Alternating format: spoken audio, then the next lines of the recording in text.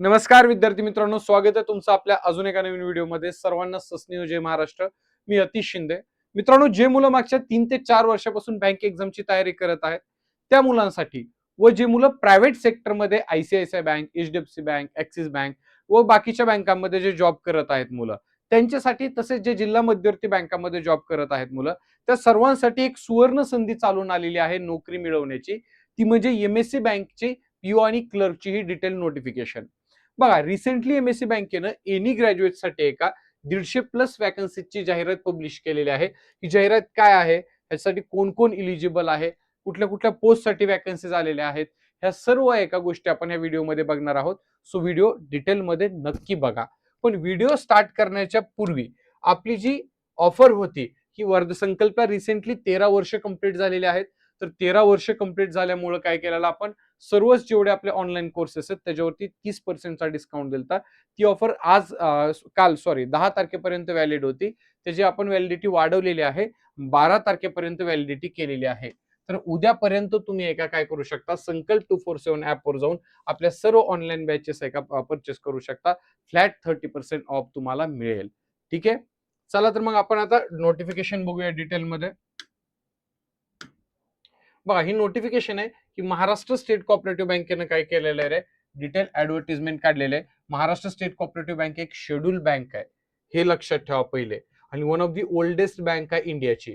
कारण बघायला गेलं तर आहे ना, महाराष्ट्र स्टेट कोऑपरेटिव्ह बँकेची स्थापना तुम्हाला दिसेल 1911ची.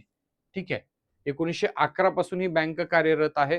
कोऑपरेटिव्ह बँकाच्या वर्ल्ड मध्ये जर बघायला गेलं तर बँकेचं नाव खूप मोठं आहे. आता रिसेंटली बघा, नोटिफिकेशन पब्लिश केलेली आहे महाराष्ट्र स्टेट कोऑपरेटिव्ह बँकेनं.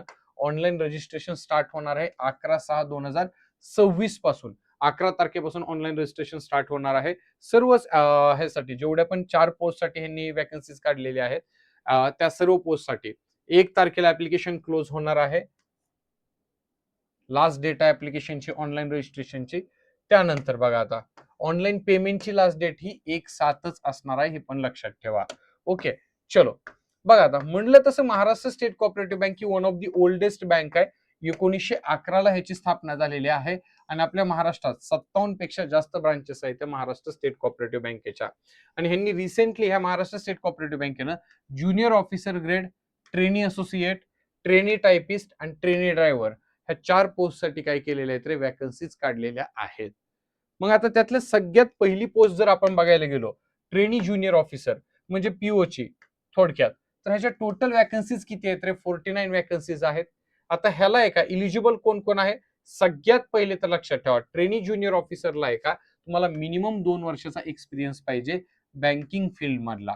किती वर्षाचा, 2 वर्षाचा एक्सपिरियन्स पाहिजे. त्यासोबत एनी ग्रॅज्युएट चालेल, फक्त 50% तुम्हाला काय पाहिजे, डिग्रीमध्ये मार्क पाहिजे.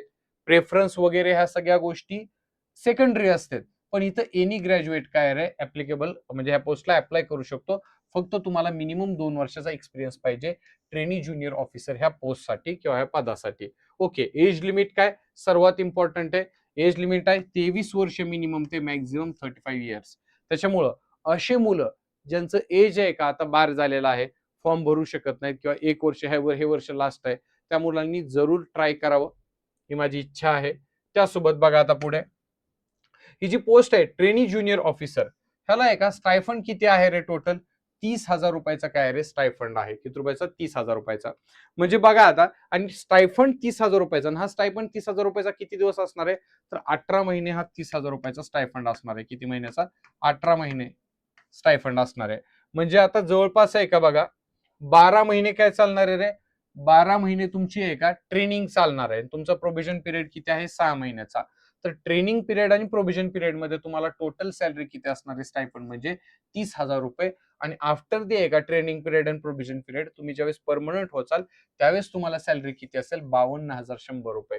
कशासाठी, ट्रेनी ज्युनियर ऑफिसर साठी, म्हणजे POच्या पोस्टसाठी महाराष्ट्र स्टेट कोऑपरेटिव्ह बँकमध्ये. ओके, ही होती पहिली पोस्ट. एज क्रायटेरिया काय, 23 वर्षापासून ते 35 वर्षापर्यंतचा. चालेल. मग आता दुसरी पोस्ट कुठली आहे, दुसरी आहे ट्रेनी असोसिएट म्हणजे क्लर्कची. जवळपास ह्याच्या किती वॅकन्सीज आहेत, 81 जागा आहेत. आणि ह्या ट्रेनी असोसिएटला कुठल्याही प्रकारचा, एका लक्षात ठेवा, एक्सपिरियन्स लागत नाहीये.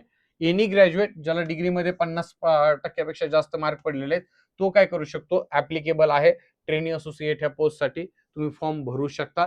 फक्त कंपल्सरी काय, सर्वच पोस्टसाठी कंपल्सरी काय रे, तुमचं 10वी पर्यंतचं शिक्षण किंवा 10वी पर्यंत तुम्हाला मराठी हा सब्जेक्ट पाहिजेच.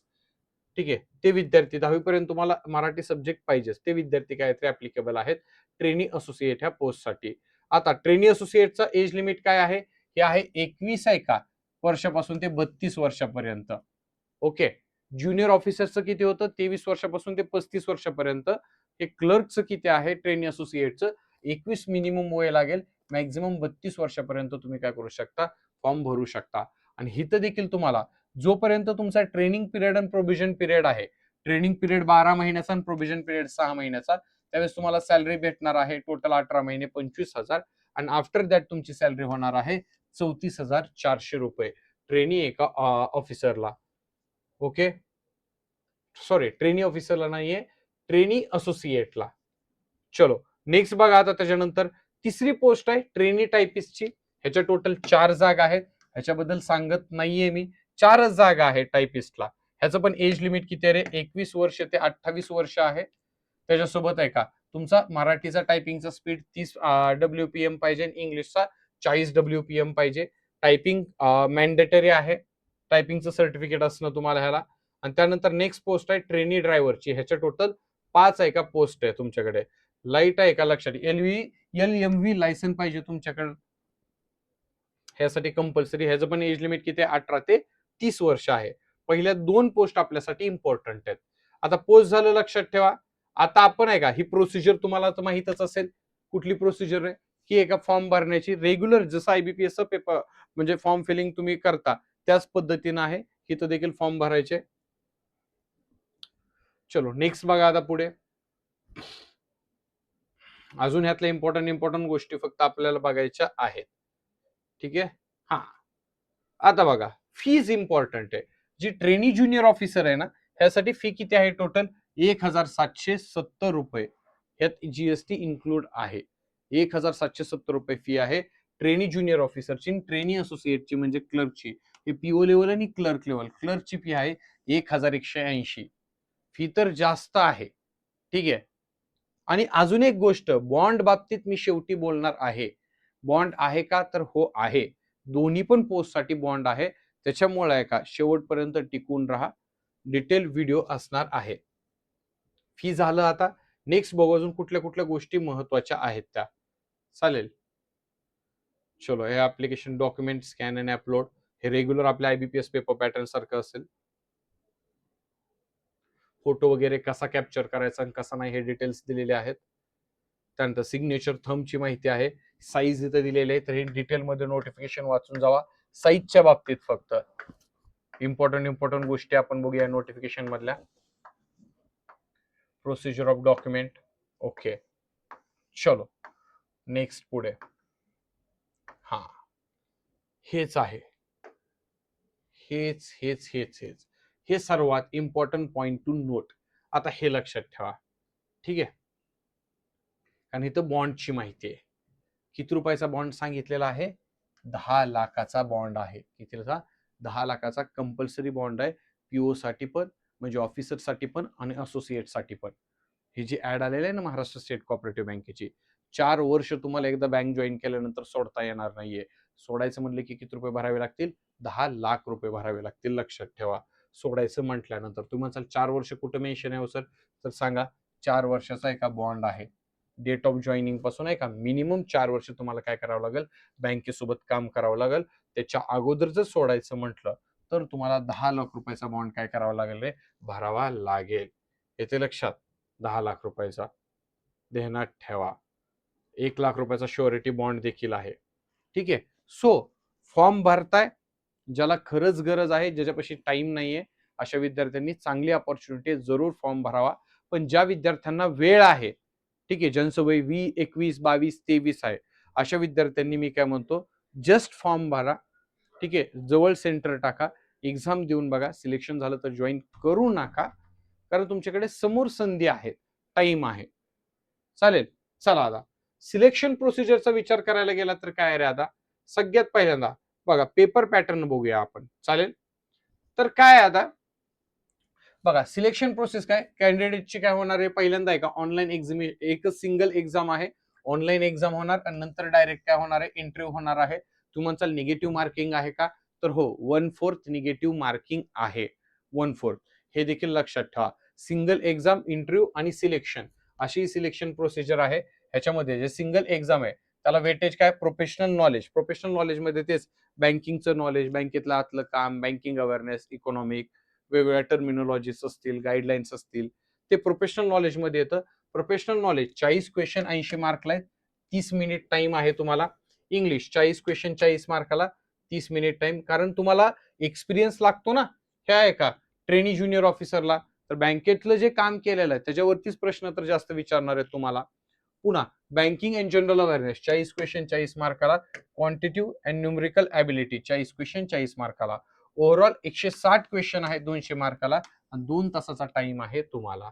येथे लक्षात 1/4 निगेटिव्ह मार्किंग आहे, हे तर तुम्ही खाली बघू शकता. हे कॅन्डिडेट मिनिमम स्कोअर 50% वगैरे हे काही नसतं, ज्यांचा जास्त स्कोअर आहे त्यांना सिलेक्ट करते ते.